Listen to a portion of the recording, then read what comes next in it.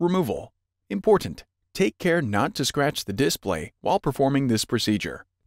Place the unit face down on an anti-static, clean surface. Press the release button on the bottom edge of the display stand and rotate the display stand toward the top of the unit.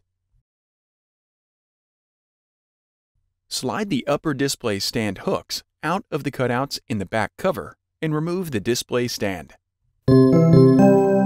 Replacement. Tow the upper display stand hooks into the cutouts in the back cover and rotate the display stand down until it is fully seated and the release button clicks.